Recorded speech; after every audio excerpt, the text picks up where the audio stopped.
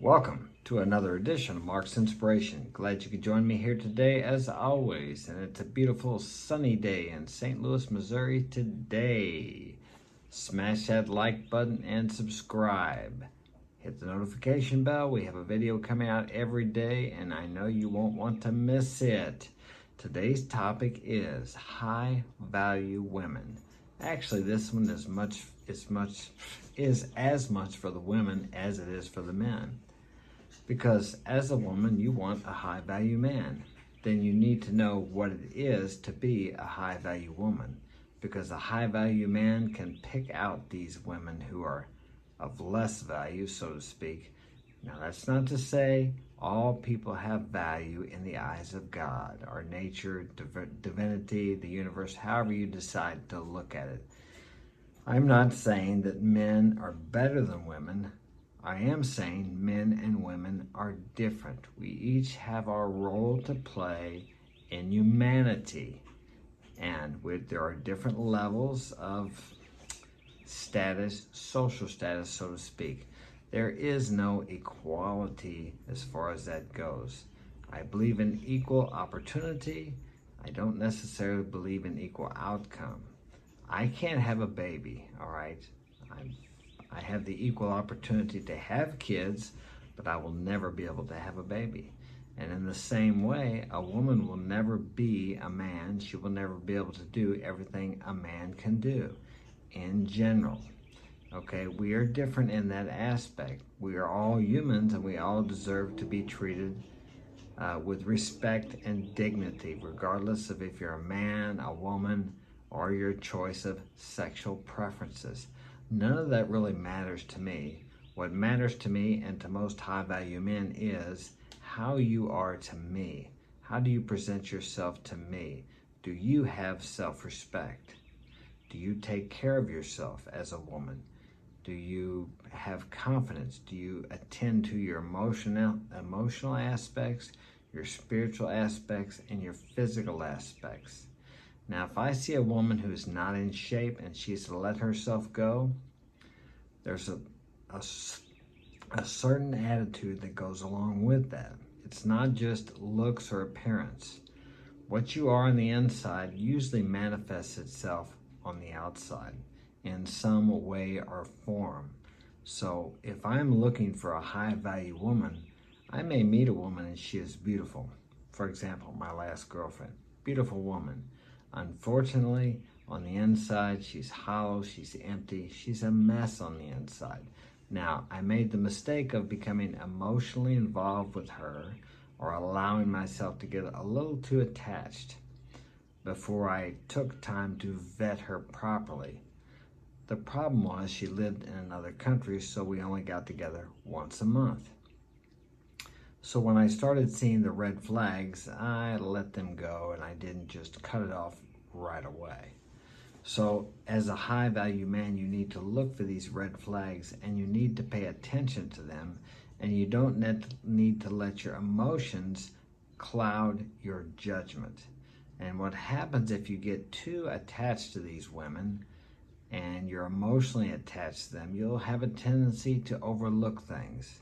And when you do that and you allow things, you let things go where normally if you weren't emotionally attached to her or bonded to her, you would just walk away. You think, well, maybe she'll get better, or maybe it's just a one-time thing. And it usually isn't. It continues to get worse because the more you get to know someone, the more you find out these things. Now, there's no one out there that's perfect, but if somebody has a drug problem, if they're smoking pot all day, or they're doing a lot of drugs regularly, heavy drugs, you don't want to be involved with someone like that, because I have never known anybody, well, let me see, the Rolling Stones, I guess. Those guys have accomplished a lot, and they did a lot of drugs. Okay, but it's rare. There are exceptions to all rules. Just like I say, a woman with a high body count, it's been statistically proven that they have a hard time pair bonding. So if you're a woman and you think you can go out and sleep with a lot of guys and still get a high value man and maintain a successful relationship, it's close to impossible. I'm not saying it can't be done, but in general, and these are generalizations I'm talking about here, the majority of women who have slept with a lot of men will just take off and go with another guy when things start getting a little rough, because it's easy for them because they have been with so many men. All right, now in the reverse of that, a man who has been with a lot of women, I don't know why it's different. Okay, for one thing, a man is more respected when he's had a lot of sexual partners. A woman is less respected. One of the main reasons is because a woman, all she has to do is say yes. She can walk out the door here and find anybody to have sex with her. A man actually has to put out some effort for it. He has to make an effort, he has to put out some energy, he has to take some action. But a woman really can just say yes. So it makes her easy. It also shows us men that she doesn't value herself highly if she sleeps with a lot of guys. Okay, there's also the paternity issue. Even though we can determine paternity now, for hundreds of thousands of years, if a woman was promiscuous, the man never really knew if it was his child or not. So this is ingrained in men.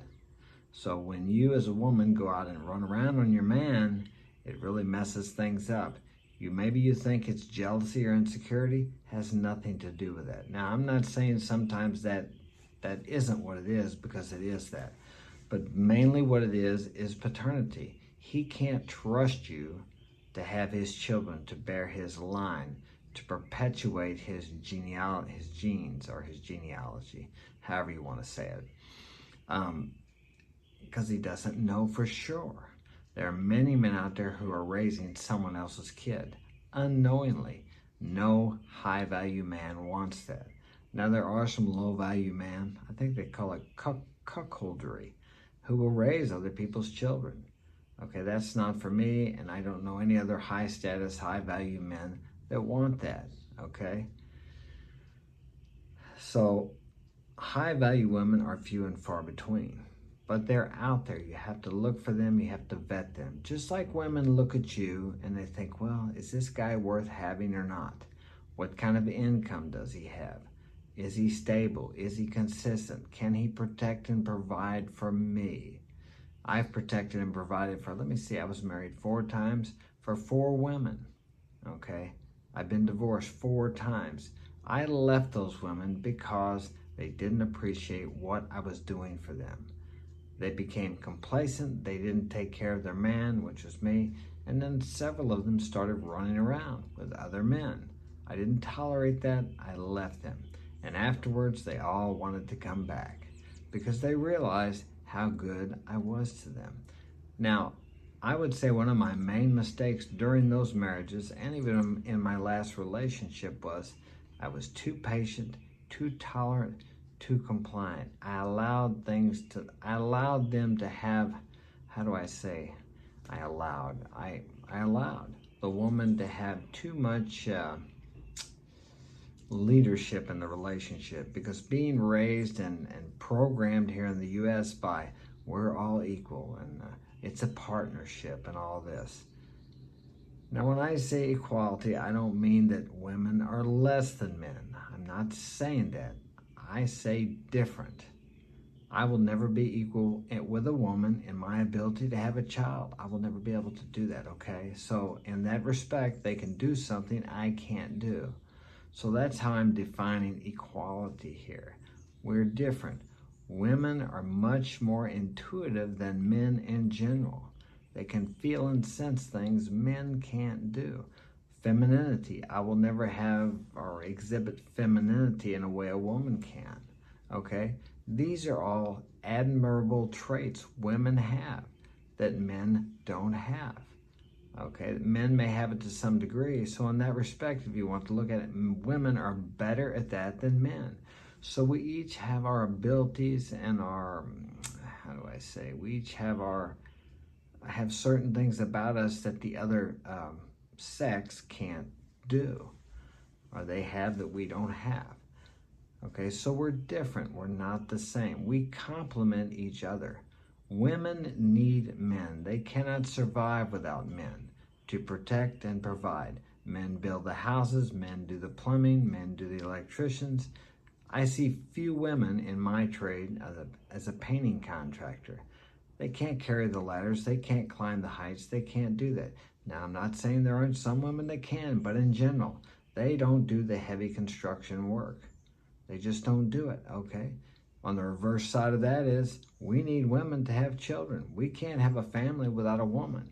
I can't have kids, okay?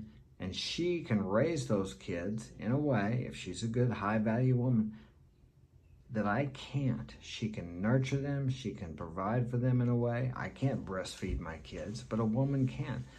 Femininity is a powerful thing. Look at the women throughout history who have actually helped a man, encouraged a man, and supported a man in leading nations and conquering nations. And on the reverse side of that, look at the power women have had when they've actually brought down men. I think Mark Antony of Rome, Cleopatra. Look at the power she had. She didn't accomplish what she did with masculinity. She accomplished that with femininity. Napoleon, there was a woman in his life who more or less kind of brought him down. Okay, a woman can make you and a woman can break you if you allow her to. So women have power in femininity. I feel like, or I think here in the U.S. that has been talked down like femininity is a weakness, but it's a strength. Be proud of your femininity, women. It is a great strength because if you use it to support a man, that man can become even greater than he is when you meet him. And guess what? If he's successful and he's great, all that falls down upon you. You benefit from all that. So in that respect, we need to work together as men and women. Men are leaders. Men lead the relationship. That's just the way it is. That's the way it's always worked well, and that's the way it will continue to work. I'm not saying there aren't exceptions, as I say, but in general, the men will lead the relationship. I've tried to allow the woman to lead some, and it just doesn't work. I've seen it not work in my relationships, and I have led before, and I've seen it destroy other relationships. In general, women don't want to lead. Now, they may say they want to lead, but they don't want to lead. They want a man who can lead them. They want a strong, independent, powerful man who can make decisions. If he makes a mistake, he admits he's wrong. He doesn't grovel or berate himself. He admits his mistake. He goes on and he continues to make the hard, tough decisions. Let's say you lived back centuries ago and the soldiers came there and the general or they were having a war. Okay, they're going to draft your kids. They didn't call it a draft back then. And you have to make a decision. Which two boys are going to go? You got Sam and you got Tom. Okay, is that a decision you leave up to the wife? Is that a decision she even wants to make or live with? No, it isn't. You have to make that decision, and guess what? You have to live with it. I was thinking about that the other day. I have 5 boys, and if they had to be drafted, let's say they gave me a choice. Man, it would be tough. Which one would I send off to possible death? I wouldn't want to make that choice. But given the choice of either I make it or my wife makes it, I'm the one that needs to make those tough choices. No one else. I'm the one that needs to live with those decisions if my son should go off and get killed. I'm the one. I'm the man. I'm the leader. I need to take responsibility for those things. So as a man, be a man, lead as a man, lead your woman, lead your high-value woman, be a high-value man, be a high-status man. Only you can do that. No one else can do that for you. Become the man you need to be to lead your family, and the strength of a family is a reflection of the strength of a nation. That's all I have time for today. Thanks for joining me. Have a great day.